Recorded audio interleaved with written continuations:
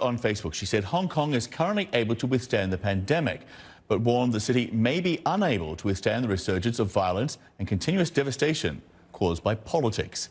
CNN's Kristie Lu Stout live for us this hour in Hong Kong. So, Kristie, when we're looking at the situation there as far as these protesters go, this is a very sensitive time, I guess, for the pro-democracy demonstrators, for the government, for the people of Hong Kong. It seems everybody right now is on edge, and a pandemic is not helping. It's a sensitive time, and there are growing concerns that protests and clashes will return to Hong Kong even during a pandemic. Now, there are usually Labor Day protests taking place today. This is May 1, after all, here in Hong Kong. But labor unions were not granted permission to protest by Hong Kong police because they were citing concerns over the coronavirus. Pop-up protests are expected today. There have been posters and telegram messages encouraging protesters to shop at yellow businesses that support the pro-democracy movement. There are also, quite worryingly, reports that up to 3,000 Hong Kong police in riot gear are patrolling Hong Kong with tear gas, with rubber bullets, and ready to deploy in order to maintain order. Now, we've been monitoring this area. I'm in the busy shopping district of Causeway Bay.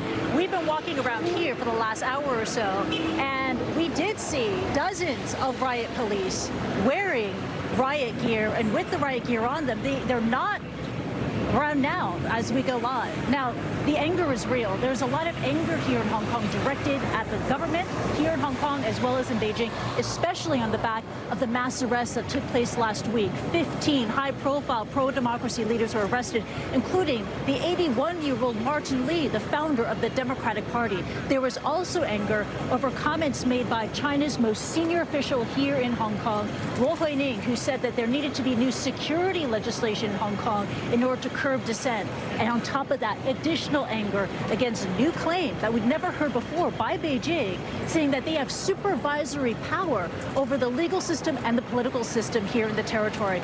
Tension has been bubbling in recent days. There have been these flash mob protests at shopping centers across Hong Kong where people would gather and sing the Glory to Hong Kong song.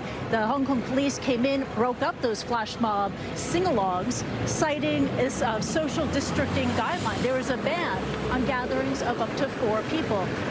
Carrie Lam, what is she thinking right now? It's interesting that you read that Facebook post earlier by the chief executive because it signals something that's very significant.